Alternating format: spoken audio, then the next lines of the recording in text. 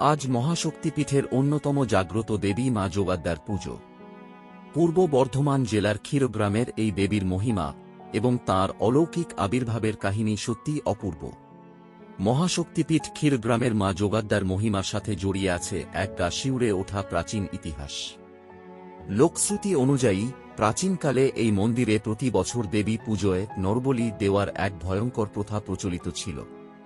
নিয়ম ছিল, গ্রামের প্রতিটি ঘর থেকে পর্যায়ক্রমে প্রতি বছর একজন করে মানুষকে মায়ের চরণে বলি দেওয়ার জন্য উৎসর্গ করতে হতো।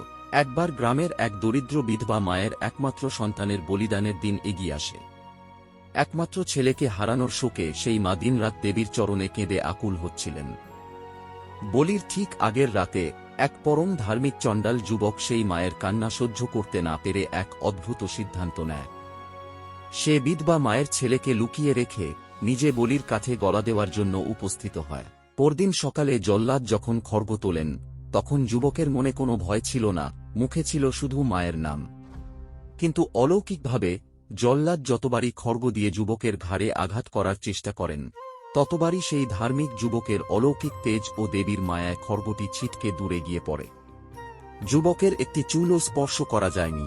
এই অদ্ভুত অলৌকিক ঘটনা দেখে পুরোহিত ও উপস্থিত সকলে স্তম্ভিত হয়ে যান। ঠিক তখনই মন্দিরের গর্ভগৃহ থেকে দেবী মা যোগাদ্দার এক দৈববাণী ভেসে আসে। শোনো হে মানবজাতি, আমি মহাশক্তিপীঠ ক্ষীরগ্রামের অধিষ্ঠাত্রী দেবী যোগাদ্দা। বহু যুগ ধরে আমার এই পবিত্র ধামে ভক্তের ভক্তি আর বিশ্বাসের ধারা বয়ে চলেছে। আজ যে সন্তান সুদূর পথ অতিক্রম করে আমার চরণে মস্তক অবনত করেছে, আমি তার প্রতি প্রসন্ন। যারা পরম শ্রদ্ধায় আমার মহিমা শ্রবণ করছে, তাদের জীবন মঙ্গল ও আলোয় ভরে উঠুক। জয় মা যোগাদ্দা! মা ঘোষণা করেন, তিনি তাঁর সন্তানদের রক্তে আর তৃষ্ণার্ত হতে চান না। আজ থেকে এই পীঠে নরবলির নিষ্ঠুর প্রথা চিরতরে বন্ধ করা হোক। মায়ের আদেশে সেই দিন থেকেই ক্ষীরগ্রামে মানুষের রক্ত দেওয়া বন্ধ হয়। নরবলির পরিবর্তে শুরু হয় মাসকলাই বা কলাই ডাল বাটা এবং ছাগল বলির প্রথা। মায়ের এই অলৌকিক দয়ায় সে যাত্রা বেঁচে গিয়েছিল এক মায়ের কোল এবং রক্ষা পেয়েছিল শত শত মানুষের প্রাণ। জয় মা যোগাদ্দা! তোমার করুণায় দূর হোক সব অন্ধকার, ভালো থাকুক পৃথিবীর প্রতিটি মানুষ। পৌরাণিক মতে সতীর দেহ খণ্ডিত হওয়ার সময় এখানে দেবীর ডান পায়ের বুড়ো আঙুল পড়েছিল। রামায়ণে উল্লেখ আছে, মহিরাবণ বধের জন্য শ্রী রামচন্দ্র স্বয়ং এখানে দেবী যোগাদ্দার আরাধনা করেছিলেন। এই মন্দিরের সবচেয়ে জনপ্রিয় লোকগাথাটি জড়িয়ে আছে এক দরিদ্র শাঁখারির সাথে। জনশ্রুতি আছে, বহু বছর আগে ক্ষীরগ্রামের এক দিঘির পাড় দিয়ে এক শাঁখারি হেঁটে যাচ্ছিলেন। তখন দিঘির ঘাট থেকে একটি পরম সুন্দরী ছোট মেয়ে উঠে আসে এবং শাঁখারিকে ডেকে বলে, আমায় দুগাছা শাঁখা পরিয়ে দেবে। মেয়েটির রূপ দেখে মুগ্ধ শাঁখারি পরম যত্নে তাকে শাঁখা পরিয়ে দেন। শাঁখা পরানো শেষে শাঁখারি যখন দাম চাইলেন, তখন মেয়েটি বলে, আমার বাবা এই গ্রামেরই পুরোহিত। ওর বাড়ির কুলুঙ্গিতে একটা টাকা রাখা আছে, তুমি ওর কাছ থেকে চেয়ে নিও। শাঁখারি সরল বিশ্বাসে পুরোহিতের বাড়িতে গিয়ে সব কথা খুলে বলেন। কিন্তু পুরোহিত মশাই অবাক হয়ে যান, কারণ তাঁর কোনো কন্যা সন্তান ছিল না। তবে কৌতূহলবশত বাড়ির কুলুঙ্গি খুঁজতেই অলৌকিকভাবে সেখানে একটি টাকা পাওয়া যায়।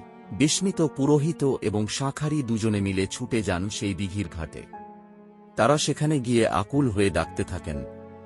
তখন হঠাৎ দিঘির জলের মাঝখান থেকে দুটি শঙ্খ পরিহিত হাত ওপরে উঠে আসে। শাঁখারি চিৎকার করে ওঠেন, মা, এই সেই হাত, যে হাতে আমি শাঁখা পরিয়েছি। পুরোহিত মশাই বুঝতে পারেন, স্বয়ং জগজ্জননী মা যোগাদ্দা ভক্তের ডাকে শাঁখা পড়তে এসেছিলেন। আজও এই অলৌকিক স্মৃতিকে কেন্দ্র করে ক্ষীরগ্রামে এক অদ্ভুত নিয়ম পালন করা হয়। সারা বছর মা জলের নিচেই অবস্থান করেন। শুধু বছরের এই বিশেষ দিনে মায়ের মূল কোষ্ঠী পাথরের মূর্তিটি দিঘির জল থেকে ওপরে তোলা হয়। পুজো শেষে অত্যন্ত গোপনীয়তার সাথে দেবীকে আবার দিঘির গর্ভেই ফিরিয়ে দেওয়া হয়। জয় মা যোগাদ্দা! তোমার করুণায় দূর হোক সব অন্ধকার, ভালো থাকুক পৃথিবীর প্রতিটি মানুষ। আজ মহাশক্তিপীঠের অন্যতম জাগ্রত দেবী মা যোগাদ্দার পুজো। আপনাকেও জানাই মা যোগাদ্দা পুজোর আন্তরিক শুভেচ্ছা। আপনার প্রার্থনা মায়ের চরণে পৌঁছাক। মা সবাইকে ভালো রাখুন। বর্ধমান জেলার ক্ষীরগ্রামের মা যোগাদ্দার মহিমা এবং তার অলৌকিক আবির্ভাবের কাহিনী সত্যিই অপূর্ব এবং ভক্তিপূর্ণ। নিচে অত্যন্ত সুন্দর ও গুছিয়ে কাহিনীটি দেওয়া হলো, যা আপনি চাইলে অন্যদের সাথে শেয়ারও করতে পারেন। মা যোগাদ্দার অলৌকিক কাহিনী ও মহিমা। পৌরাণিক কাহিনী এবং লোকগাথা অনুযায়ী মা যোগাদ্দার এই জাগ্রত রূপের পেছনে জড়িয়ে আছে এক পরম ভক্ত এবং ক্ষীরগ্রামের এক শাঁখারির অলৌকিক গল্প। সতীপীঠের উৎপত্তি। পৌরাণিক মতে দক্ষযজ্ঞের পর মহাদেবের তাণ্ডব থামাতে ভগবান বিষ্ণু যখন সুদর্শন চক্র দিয়ে দেবী সতীর দেহ খণ্ডিত করেছিলেন, তখন এখানে দেবীর ডান পায়ের বুড়ো আঙুল পড়েছিল। দেবী এখানে যোগাদ্দা এবং ভৈরব ক্ষীরকণ্টক নামে পূজিত হন। রামায়ণে উল্লেখ আছে, মহিরাবণ বধের জন্য শ্রী রামচন্দ্র স্বয়ং দেবী যোগাদ্দার আরাধনা করেছিলেন। শাঁখারি ও মায়ের অলৌকিক লীলা। জনশ্রুতি আছে, বহু বছর আগে ক্ষীরগ্রামের এক দিঘির পাড় দিয়ে এক দরিদ্র শাঁখারি হেঁটে যাচ্ছিলেন। তখন দিঘির ঘাট থেকে একটি পরম সুন্দরী ছোট মেয়ে উঠে আসে এবং শাঁখারিকে ডেকে বলে, আমায় দুগাছা শাঁখা পরিয়ে দেবে। মেয়েটির রূপ দেখে মুগ্ধ শাঁখারি পরম যত্নে তাকে শাঁখা পরিয়ে দেন।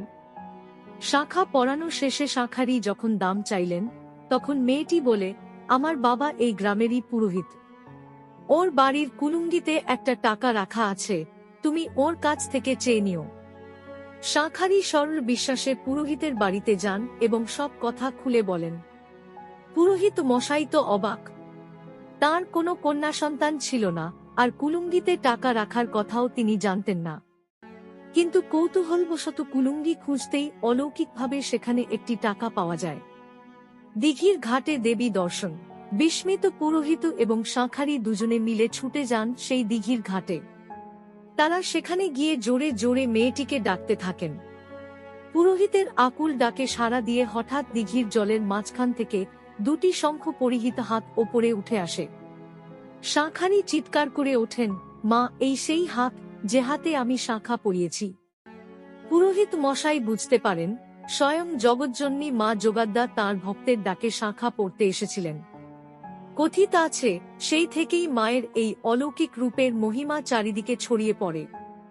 ক্ষীরগ্রামের বিশেষ অলৌকিক প্রথা।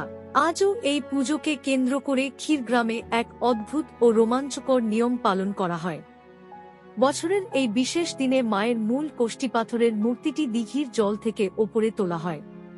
সারা বছর মা জলের নিচেই অবস্থান করেন। আজ মহাসমারোহে মায়ের পুজো ও ভোগ নিবেদন করা হবে এবং পুজো শেষে অত্যন্ত গোপনীয়তার সাথে দেবীকে আবার দিঘির গর্ভেই ফিরিয়ে দেওয়া হবে। জয় মা যোগাদ্দা। তোমার করুণায় দূর হোক সব অন্ধকার, ভালো থাকুক পৃথিবীর প্রতিটি মানুষ।